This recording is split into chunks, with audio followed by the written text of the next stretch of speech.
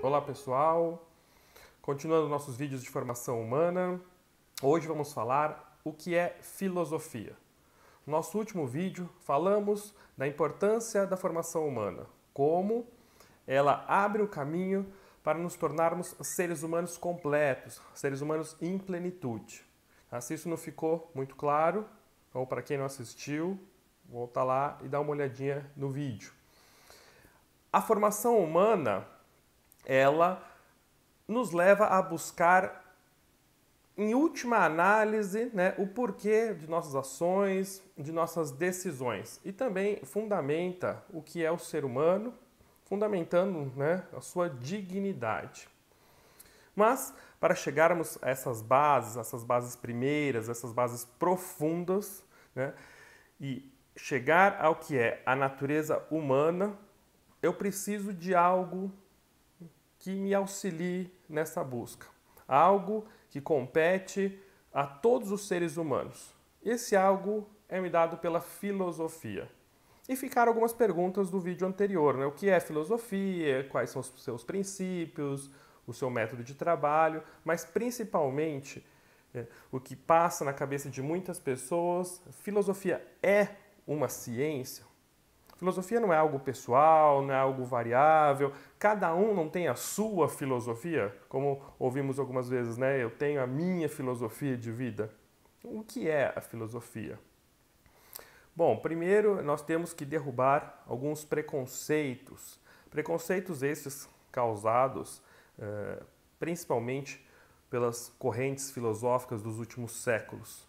Porque essas correntes, ao invés de buscar estes fundamentos que estamos comentando aqui, ao invés de buscar a realidade das coisas, fez justamente o contrário. Tentou adaptar a realidade das coisas aos pensamentos, ao pensamento que mais interessava. É aquela história que falei no último vídeo, Quem não vive como pensa, acaba pensando da forma que vive. Então, para entender o que é a filosofia, vamos começar com a sua origem. A filosofia começou a tomar o corpo, iniciou, digamos assim, na Grécia Antiga, por volta mais ou menos do século VII a.C., quando o homem passou a buscar uma explicação racional para o mundo, não aceitando mais, não se conformando mais com explicações míticas ou com explicações lendárias.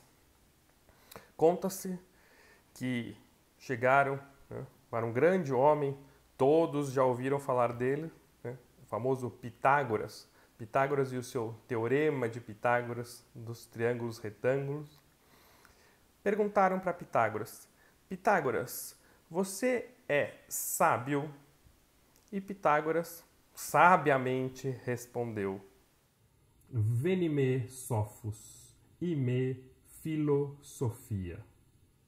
Eu não sou sábio, eu sou um amigo, um amante da sabedoria. E daí a palavra filosofia, filosofia.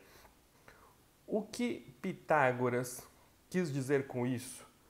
Pitágoras aqui mostra uma postura muito presente nos grandes filósofos. O filósofo, ele não é a sabedoria, o sábio, o detentor dessa sabedoria, mas ele busca a sabedoria. Não se reconhece como sábio, mas como aquele que busca. E como eu falei, isso se apresentou em diversos grandes filósofos, como por exemplo Sócrates, que dizia: só sei que nada sei.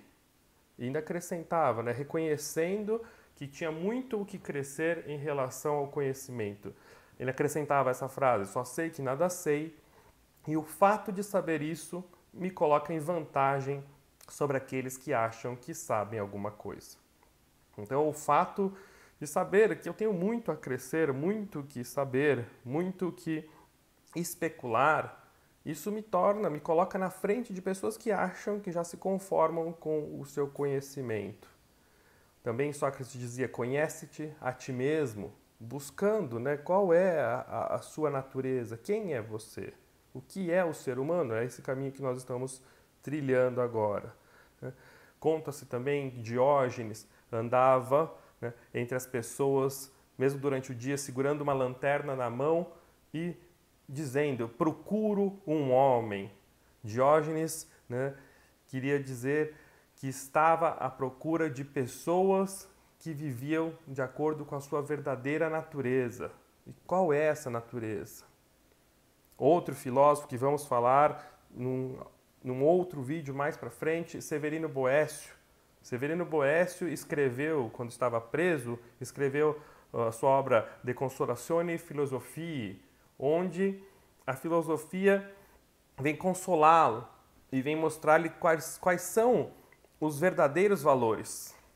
Então, devemos, né, buscar essa natureza das coisas, principalmente a natureza humana.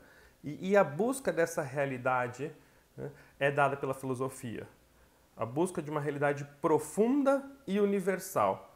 E essa busca, ela não pode ser ligada a subjetivismos. Eu não posso achar as coisas, eu não posso me contentar com superficialismos ou querer inventar as coisas de acordo com a minha cabeça para entender interesses pessoais. Eu preciso me perguntar se eu quero realmente a verdade. Me ocorre aqui o exemplo de um filme já um pouco antigo, de 1999, mas que muitos com certeza conhecem, que é o Matrix. Quem não conhece o filme, vale a pena assistir. Nesse filme, o personagem principal tem que fazer uma escolha. Se ele vai viver no mundo de fantasias, no mundo que lhe é confortável, ou se ele quer realmente saber a verdade. E essa verdade vai lhe custar algumas coisas, inclusive tirar diversas comodidades, diversas ilusões que até então estavam influenciando a sua vida. O estudo sincero da filosofia, ela também, no início, nos coloca essa escolha. O que você quer? Você quer realmente a realidade das coisas, o que as coisas são, ou prefere ficar no seu mundo de fantasias e de opiniões pessoais? Por isso, a filosofia, ela trabalha com a busca da verdade. E quais são os sentidos que a palavra verdade pode assumir? Temos 3 sentidos para essa palavra. O primeiro, um sentido, digamos, testemunhal, onde eu relato algo observado. É uma verdade voltada para o passado. Eu posso dizer para vocês, né, como eu acabei de dizer no início do vídeo, no vídeo passado nós falamos da importância da formação humana. Por que a formação humana é importante? Tudo isso foi tratado no vídeo anterior, há 15 dias atrás, na sua publicação. Isso é uma verdade, e é uma verdade testemunhal, uma verdade voltada para o passado. Isso já aconteceu.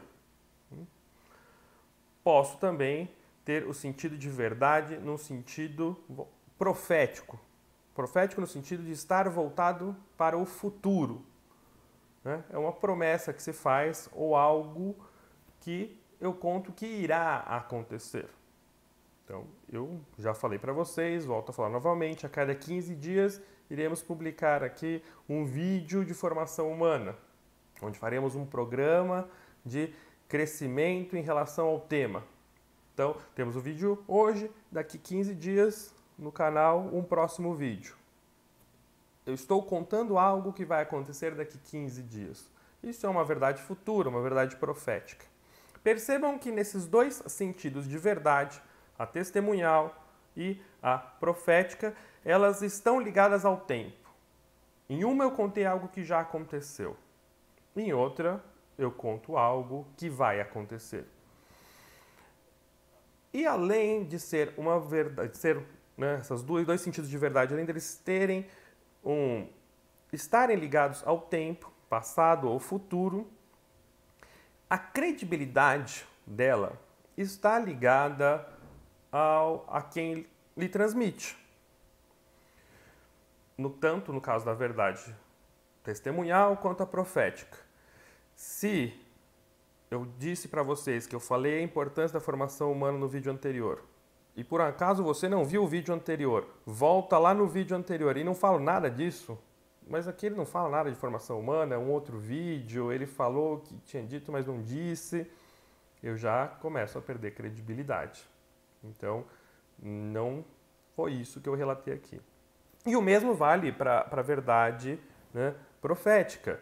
Se eu não continuo a publicar os vídeos, ou publico o próximo em vez daqui 15 dias, daqui um mês, daqui 2 meses, ou o próximo vídeo paro de falar de formação humana, começo a falar de outra coisa, já também perdi credibilidade.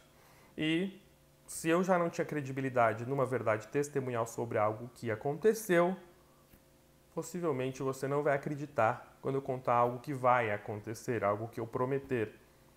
Então, tanto a verdade testemunhal voltada para o passado, quanto a verdade profética voltada para o futuro, a credibilidade depende de quem lhe anuncia. Mas os filósofos gregos, principalmente aqui Sócrates, começou a se questionar sobre um terceiro sentido da verdade. Uma verdade que fosse atemporal. Não estava ligada ao passado e nem ligada ao futuro. E também uma verdade teorética, ligada em si ao ser e não à credibilidade de quem conta. Isso ficou mais claro, principalmente com o desenvolvimento da trigonometria. Também, né, seu grande desenvolvimento na Grécia Antiga. E acabamos de citar Pitágoras e o seu teorema, né, o famoso teorema de Pitágoras, que a soma dos quadrados dos catetos é igual ao quadrado da hipotenusa. Percebam que essa verdade, o teorema de Pitágoras, ela não é nem uma verdade testemunhal e nem profética. Pitágoras não estava contando que todos os triângulos retângulos que ele tinha visto na vida dele seguiam o teorema. Não é uma verdade testemunhal. E muito menos uma verdade profética. Pitágoras também não fez uma promessa ao mundo dizendo que em nome dele, em nome de Pitágoras, todo quadrado de hipotenusa deveria ser igual à soma dos quadrados dos catetos. É uma verdade atemporal. Isto é assim. Os triângulos retângulos são assim. E também, como disse em relação aos dois sentidos de verdade, independe do caráter de quem anuncia. Você pode pegar qualquer geômetra que seja um bandido, que seja uma pessoa desonesta, e se ele desenhar um triângulo retângulo, a soma do quadrado dos catetos vai ser igual ao quadrado da hipotenusa. É uma verdade inerente ao triângulo retângulo. Independe de quem anuncia. E Sócrates então disse, mas, né, pensando aqui comigo, Sócrates deve ter pensado, deve ter tido um insight pensado. Essas verdades que são tão evidentes na trigonometria, elas podem estar presentes também em outras realidades. E daí vem então a filosofia, onde eu busco uma verdade que seja atemporal, onde eu busco a realidade dos seres, e principalmente aqui para a gente nos interessa a realidade da natureza humana, onde eu não vou contar aqui, testemunhar, como foram os seres humanos de séculos passados, e nem prometer como serão os futuros, mas o que é o ser humano. E como eu estou falando da natureza do ser humano, do que ele é, isso independe do caráter de quem anuncia. Porque eu estou dizendo uma característica da natureza do ser. Essa é a filosofia. A filosofia que busca a realidade última das coisas. Mas filosofia não é ciência. Não podemos ter um conceito errado de que ciência é só algo que eu seja experimental, material, como por exemplo a física, onde eu faço experimentos físicos, onde eu vou para um laboratório de física ou no laboratório de química e misturo os reagentes e faço experimentos de uma forma material. Existem ciências que são puramente teóricas. A matemática, por exemplo, chega a um ponto de ser totalmente teórica. E ninguém aqui vai discordar que a matemática é uma ciência. O que é ciência? Para Aristóteles, ciência é o hábito intelectual especulativo que leva a um conhecimento certo pelas causas. Ou seja, nós temos na filosofia um hábito intelectual, o uso da inteligência especulativo, que estamos buscando algo e vamos chegar ao conhecimento certo pelas causas. Por exemplo, na química, analisamos os reagentes, né? E após contato desses reagentes, chegamos aos seus produtos e analisando esses produtos, nós podemos, né, ter a ideia sobre as reações químicas, o que acontecem nas reações. Nós chegamos ao conhecimento pelas causas. Assim também é na filosofia. Todo mundo aqui conhece o método científico mas a filosofia ela segue o método científico, mas quando falamos do método científico, a primeira coisa que vem na cabeça é o método hipotético dedutivo, que também pode ser utilizado pela filosofia, né? Mas classicamente, né, o método hipotético dedutivo, onde nós construímos, né, premissas baseadas nas hipóteses, e caso as hipóteses sejam verdadeiras, então as nossas conjecturas também serão. É possível utilizar o método científico na filosofia, né, como o hipotético dedutivo, mas, classicamente, na filosofia, o método científico utilizado por essa é o método indutivo ou dedutivo, tá? A indução e a dedução. No método indutivo, nós temos o raciocínio após considerar um número suficiente de casos particulares. E a partir de então chegamos a uma verdade geral. No método dedutivo, também através do raciocínio lógico, né, fazemos uma dedução para chegar a uma conclusão a respeito de determinadas premissas. Por exemplo, né, exemplos de indução e dedução. Nós podemos ver que o cobre é um bom condutor de eletricidade. A prata também, o ferro também, o zinco também. Então, né, vemos que diversos metais são bons condutores de eletricidade. Logo, todo metal é um condutor de eletricidade. Isso por indução. E por dedução? O ouro é um metal. Se todo metal é um condutor de eletricidade, logo o ouro conduz a eletricidade. É lógico que, né, existem regras, assim como o método hipotético, dedutivo, o método científico clássico que muitos conhecem, existem regras para ser aplicado. Também no método indutivo, no dedutivo, também existem regras na elaboração de hipóteses, premissas e conclusões para que nossas conclusões sejam verdadeiras. Mas é através principalmente da indução e da dedução que podemos chegar, então, à realidade das coisas. E a filosofia também nos permite fazer experiências em alguns assuntos e dessas experiências tirar conclusões. Por exemplo, o que é a liberdade? Já adianto que esse é um assunto que vamos tratar num próximo vídeo, um vídeo sobre o que é liberdade. Mas se perguntarmos para muitas pessoas o que é ser livre, o que é a liberdade, muitos vão responder: ser livre é fazer o que se quer. Eu sou livre para fazer o que eu quiser, na hora que eu quiser. Se não for assim, eu não sou livre. Se eu não puder fazer o que eu quero, na hora que eu quero, de alguma forma a minha liberdade foi cortada e eu não sou livre. Bom, essa é uma definição que algumas pessoas, muitas pessoas inclusive, dariam. Vamos fazer uma experiência para mostrar como é possível fazermos experiências também, né, em relação a alguns assuntos mais profundos. Todos nós sabemos que quanto mais eu me exercitar em algo, mais capacitado, mais habilidoso eu vou ser.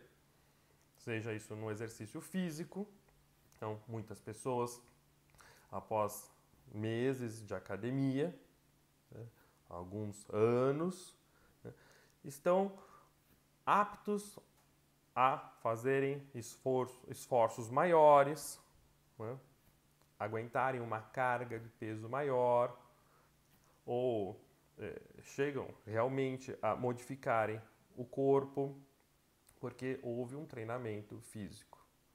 Da mesma forma, esportes. Quanto mais eu treino um esporte, mais habilidoso eu serei.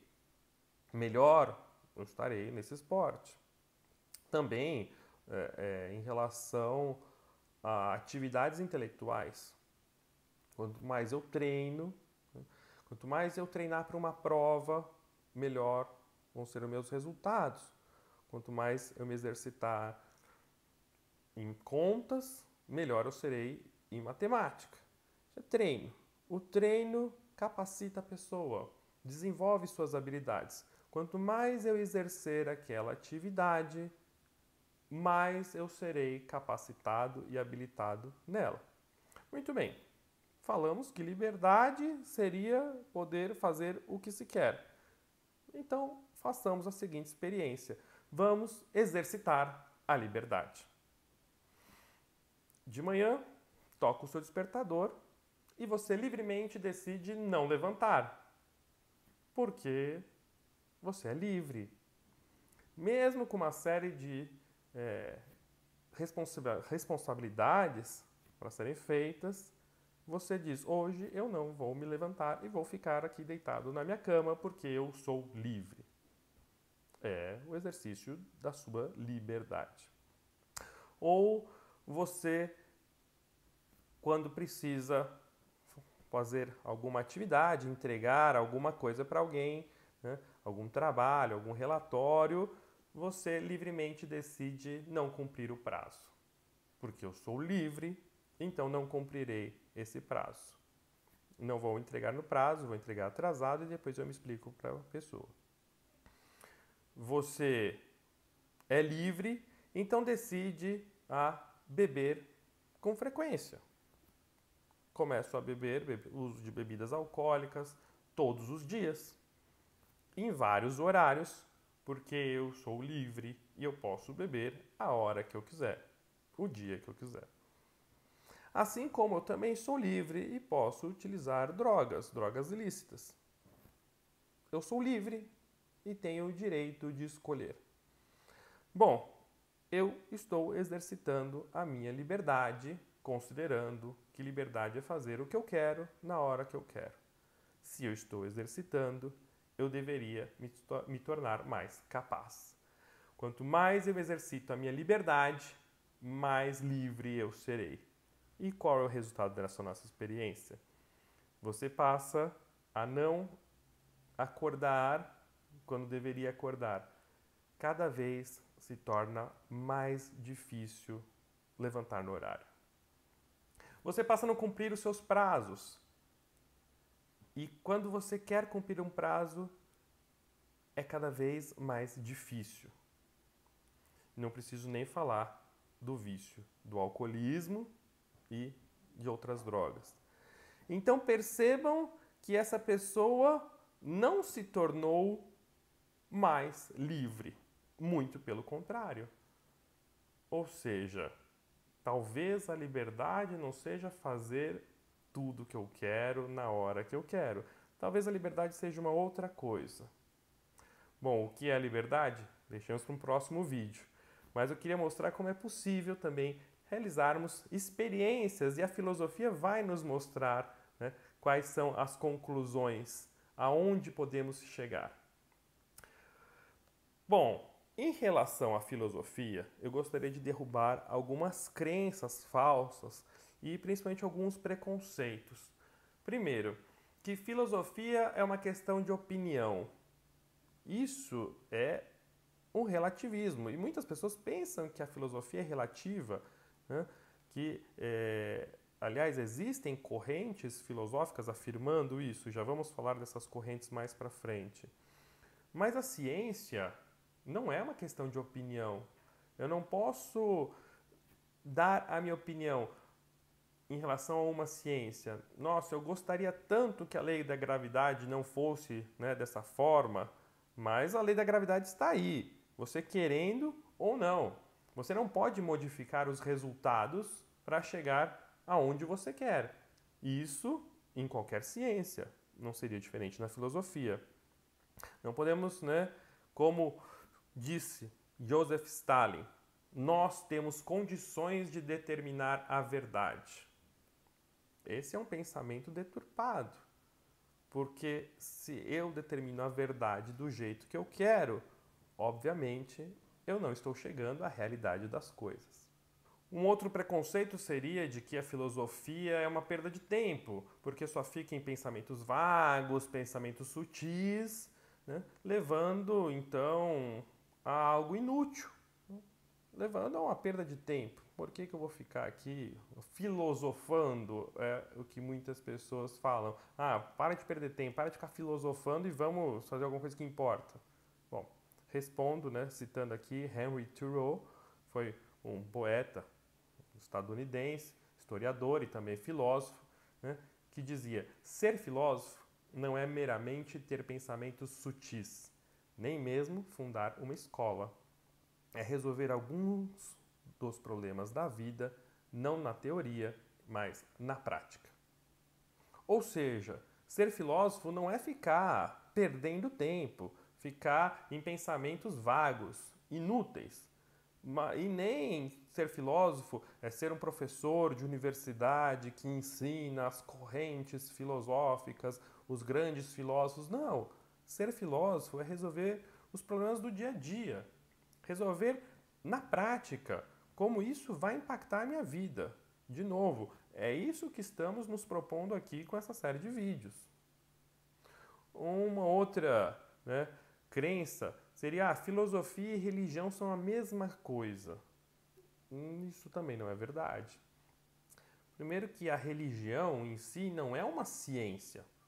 A religião, ela é o reconhecimento de uma ou várias divindades e o reconhecimento da dependência em relação a essa divindade. Também, né, quais são os meios de se relacionar com a divindade. Isso seria a religião. Existem matérias na filosofia que estão mais ligadas à religião, como, por exemplo, a filosofia da religião. A filosofia da religião é uma matéria da filosofia, mas ela estuda a dimensão espiritual do homem. Ela estuda a essência do fenômeno religioso. Ou seja, ela estuda a religião em si, não é um conjunto de crenças. E temos também a teologia, mas a teologia ela estuda a divindade propriamente dita. A teologia ela usa a razão, assim como a filosofia, mas ela também usa a fé. E a fé é algo que está acima da razão. Por isso, a teologia e a filosofia são coisas diferentes. Então, religião não é a mesma coisa que filosofia. Também, teologia ou filosofia da religião são matérias relacionadas com a filosofia, mas não é o que estamos tratando aqui. Nós estamos tratando da filosofia como uma ciência que usa apenas a razão, buscando a natureza última dos seres e, principalmente, volto a dizer, a natureza do ser humano. Então, entendemos, né, qual é a importância da filosofia para a formação humana. Porque eu preciso buscar o que o ser humano é em última análise. E isso vai me levar a agir de acordo com essa natureza do ser humano. Agora, se a filosofia é uma ciência, se a filosofia é uma ciência que busca a verdade, por que existem diversas correntes filosóficas, algumas até contraditórias? Bom, primeiro, Porque o ser humano é limitado. Nós temos nossas limitações e nossas falhas, e por isso erramos. Começamos a estudar algo e, por um erro, por limitação, por falha nossa, nos desviamos da realidade. E aqui temos duas escolhas: voltar atrás do erro e continuar, ou persistir no erro. Essa persistência no erro, ela pode se dar porque não percebemos que erramos e aí começamos a nos desviar, né, do que realmente é o fato ou o que realmente é o ser em si. E isso levaria a diferentes correntes filosóficas. Mas uma segunda explicação também é quando erramos, ao invés de voltar atrás antes do erro e prosseguir o caminho da investigação, queremos persistir no erro. Então não é porque eu não enxerguei o meu erro, mas porque eu quero persistir. E por que eu quero persistir no erro? Pela má disposição moral. Porque eu não quero aceitar aquilo que eu vou ser obrigado a viver. Esse ponto nós tratamos um pouco no vídeo anterior. Então, eu não quero aceitar certas realidades que vão influenciar o meu modo de pensar, o meu modo de ver a vida, o meu modo de ver o outro. E eu não quero aceitar isso e por isso vou persistir no meu erro. Vou tentar provar o meu erro e mostrar como se ele fosse certo. Então existe também uma má disposição, um não aceitar a verdade que se apresenta, um querer manipular a realidade para atender aos meus interesses ou para confortar, digamos assim, a minha consciência. Agora, todos nós podemos nos desenvolver na filosofia. Mas para isso precisamos de um estudo dedicado, bons livros, boas aulas, evitar superficialidade e evitar principalmente achismos, né? Ir atrás, se aprofundar. Mas também precisamos ser sinceros consigo mesmo. Eu preciso saber que a verdade, ela pode incomodar. E por isso não podemos pensar como Hegel, um outro filósofo, né, que dizia quando as suas teorias não batiam com os fatos, Hegel dizia, tanto pior para os fatos. Ou seja, as minhas teorias, o meu pensamento, ele é inclusive superior aos fatos constatados. Tanto pior para os fatos. Isso não é fazer filosofia, e isso sim é perda de tempo. Afinal, eu vou perder um tempo tentando adequar a realidade ao meu pensamento e não tentando descobrir o que realmente ela é. Resumindo, a filosofia é a ciência que busca as bases primeiras e mais profundas quanto à realidade dos seres, e por isso nos leva à natureza do ser humano. Essa natureza compete a todos os seres humanos enquanto seres, de forma universal, independente de cultura, local ou tempo. Como toda ciência, não permite subjetivismos, deformando a verdade ou atendendo interesses pessoais. Essa verdade deve ser independente de quem lhe anuncia, pois compete à realidade do ser, o que ele é em si. Por exemplo, o que é o ser humano.